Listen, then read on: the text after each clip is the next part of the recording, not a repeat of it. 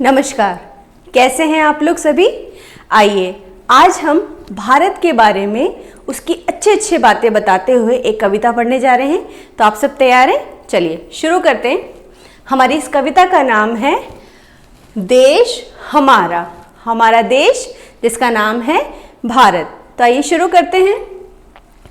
देश हमारा भारत प्यारा। हमारा जो देश है वो कैसा है? सबसे प्यारा है और हमारे देश का नाम क्या है? भारत है। दुनिया में है सबसे न्यारा।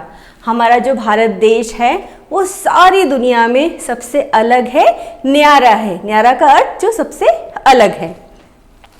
इसमें जन्म लिया है हमने, यह सौभाग्य हमारा है।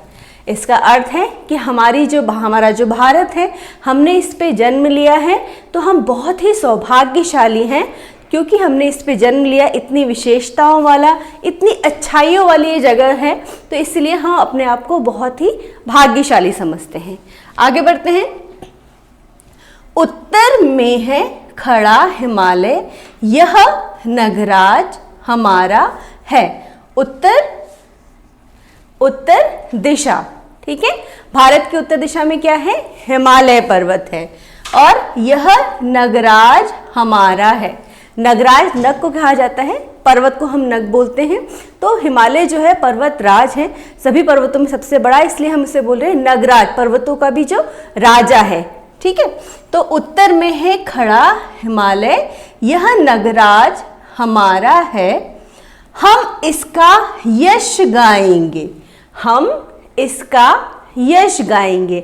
यश का अर्थ होता है इसकी हम तारीफ करेंगे, इसके बारे में सबको बताएंगे, इसकी अच्छाइयों के बारे में सबको बताएंगे, क्योंकि इसमें बहुत सारी अच्छाइयाँ हैं। तो हम क्यों ना भारत के बारे में सबको बताएं। स्वर्णिम देश हमारा है। स्वर्णिम मतलब सुनहरा, सारी अच्छाइयों के साथ। स्वर्णिम का अर्थ वैसे होता है सोने जैसा, ठीक है। तो भारत की अच्छाइयों के कारण हमने इसे क्या कहा? ये स्वर्णिम देश है, सुनहरा देश है। यहाँ बहती है गंगा यमुना, कल कल करती पावन धारा। तो हमारा जो देश भारत है, इसमें कौन कौन सी नदियां बहती हैं? गंगा और यमुना। और कल कल करती पावन धारा। पावन का क्या अर्थ होता है बच्चों? पावन का अर्थ होता है पवित्र।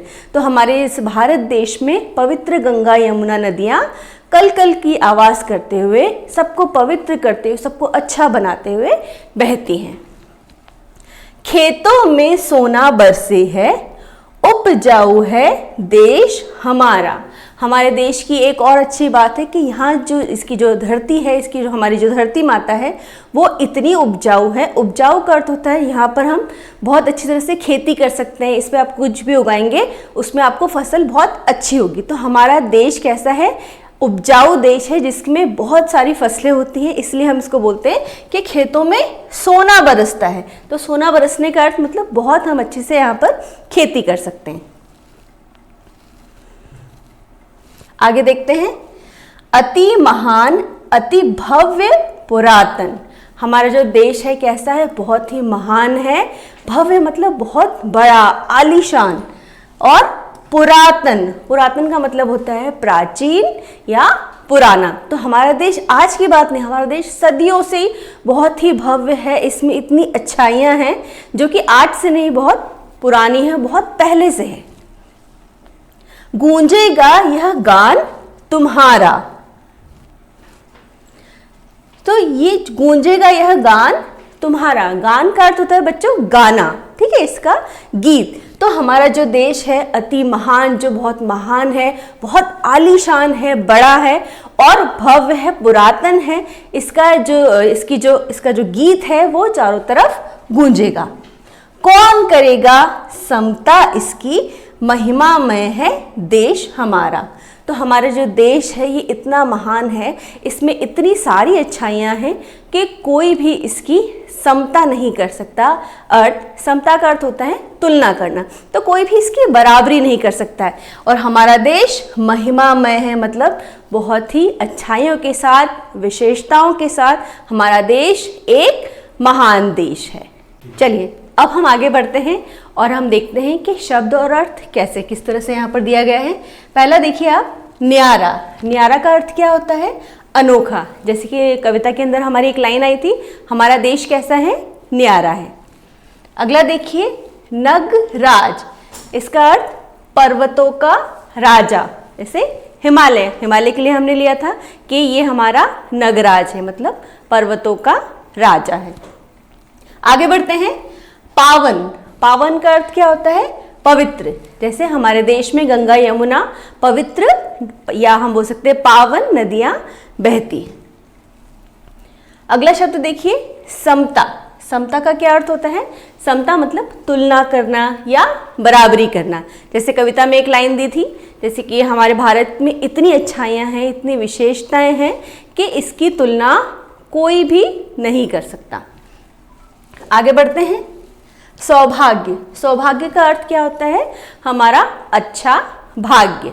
जैसे कि इसमें भी दिया था कि हम बहुत ही सौभाग्यशाली हैं, हमारा बहुत अच्छा भाग्य है कि हमने इस भारत भूमि में जन्म लिया। आगे देखिए, स्वर्णिम। स्वर्णिम का अर्थ क्या होता है? सोने के जैसा, मतलब सुनहरा। आगे है भव्य। भव्य का अर्थ है शानदार, बहुत ही आलीशान। आगे देखिए, महिमामय। महिमामय का अर्थ होता है गुणगान करने वाला, मतलब जिसमें बहुत सारी अच्छाइयाँ हो जिससे कि हम उसके बारे में और अच्छी अच्छी बातें बता सकें। आगे देखते हैं,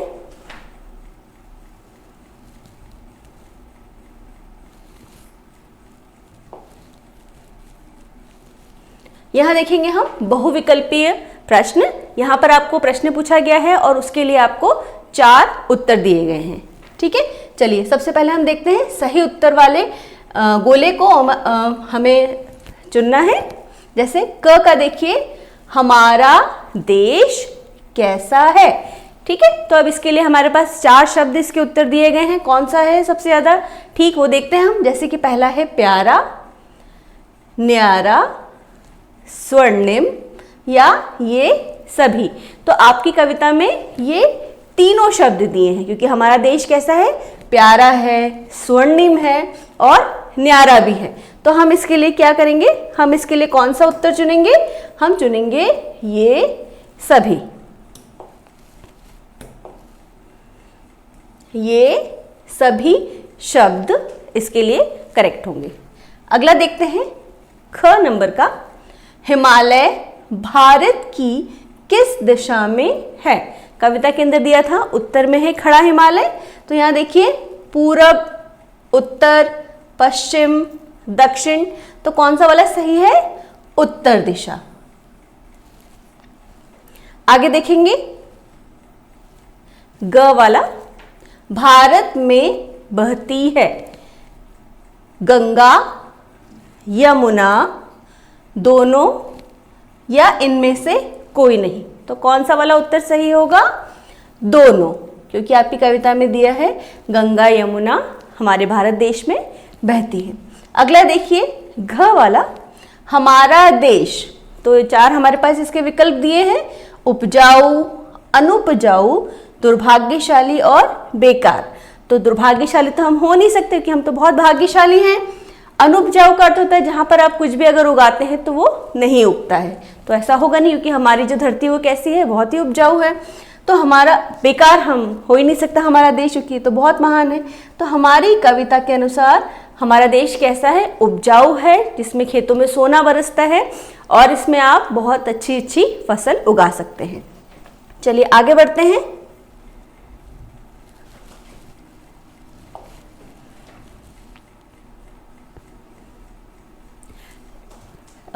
दूसरे नंबर का देखेंगे, कविता की पंक्तियों को पूरा कीजिए।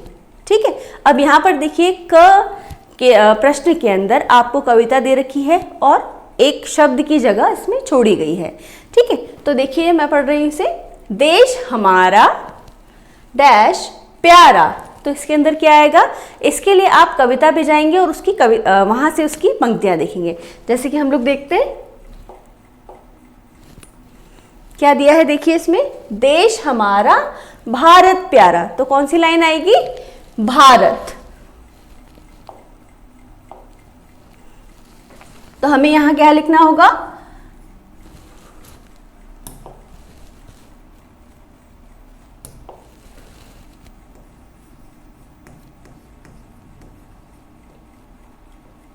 भारत, देश हमारा भारत प्यारा।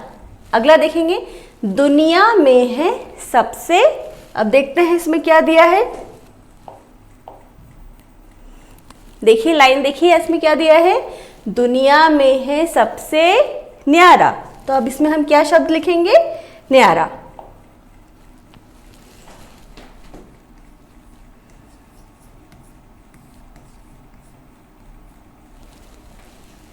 आगे देखते हैं, ख, अति महान अति भव्य। देखते हैं क्या शब्द है कविता का।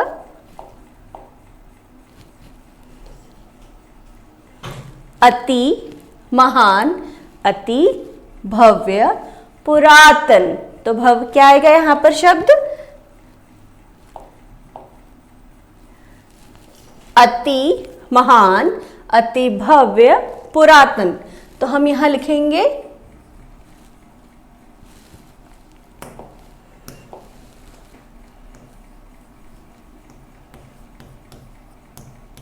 पुरातन। गूंजेगा यह डैश तुम्हारा। तो यहां देखते हैं हम क्या दिया है इसमें।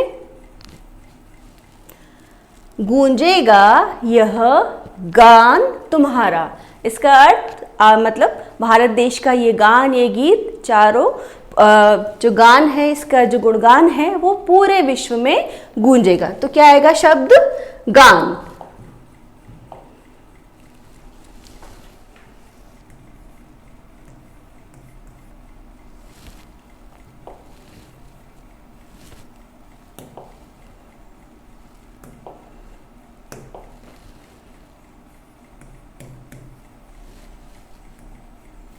गान। तो हमारी कविता की जो पंक्तियां हैं ये पूरी हो चुकी है। हम इसे पढ़ते हैं फिर से एक बार।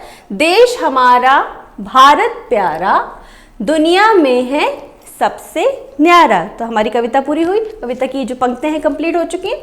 आगे देखिए ख वाला, अति महान अति भव्य पुरातन, गूंजेगा यह गान तुम्हारा। तो हमने ये जो खाली स्थान दिया है इसे हमने पूरा कर लिया। आगे चलते हैं। कविता की पंक्तियों को सही क्रम में लिखिए। अब जो हमारी कविता है उसमें जो पंक्तियां दे रखी हैं, पंक्तियां, ठीक है, तो उसमें जो शब्द हैं यहाँ पर वो शब्द आगे पीछे करके दे रखे हैं। हमें इसे सही क्रम में करना है। जैसे कि गंगा यमुना बहती है यहाँ। अब देखते हैं हम कि कविता के अंदर क्या दिया है।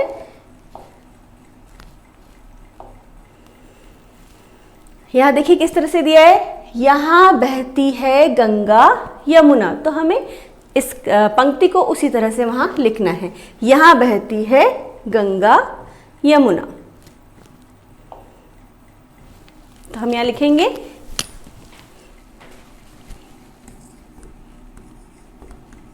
यहाँ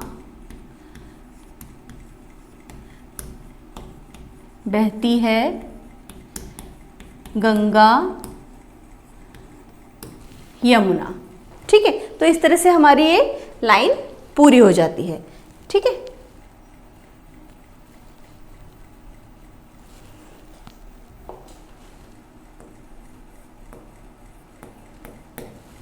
आगे देखते हैं। पावन धारा करती कल कल। अब कविता में देखते हैं इसमें क्या दिया है। कल कल करती पावन धारा। ठीक है, तो अब हमें वहां पर यही करना है, कल कल करती पावन धारा। तो हमें यही लिखना होगा यहां पर, कल कल करती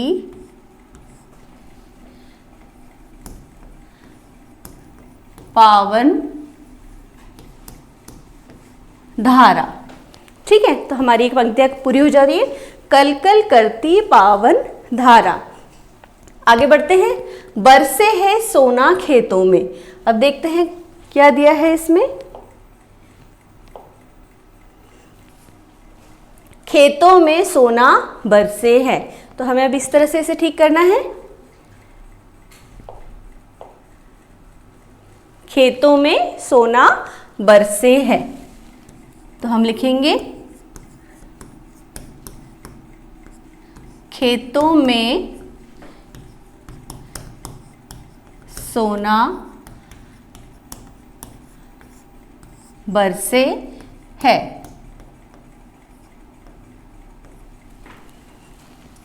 खेतों में सोना बरसे है।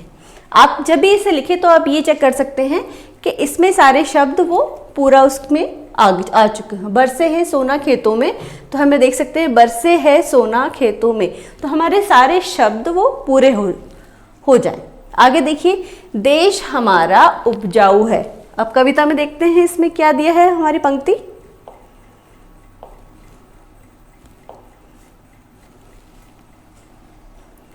उपजाऊ है देश हमारा, तो हमें अब यही पंक्ति लिखनी है। उपजाऊ है देश हमारा।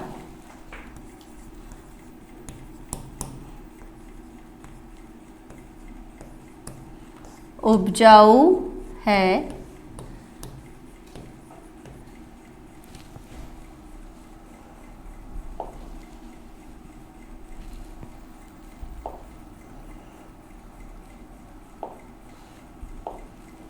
उपजाऊ है देश हमारा। तो हमारी आखिरी पंक्ति पूरी होती है। आप जब भी ये कविता की पंक्तियां कंप्लीट करेंगे, इसके लिए आप पहले कविता ध्यान से पढ़ेंगे, ठीक है, और उसके बाद इन्हें पूरी तरह से जिस क्रम में है उस क्रम में हम कविता के अनुसार लगाएंगे, ठीक है।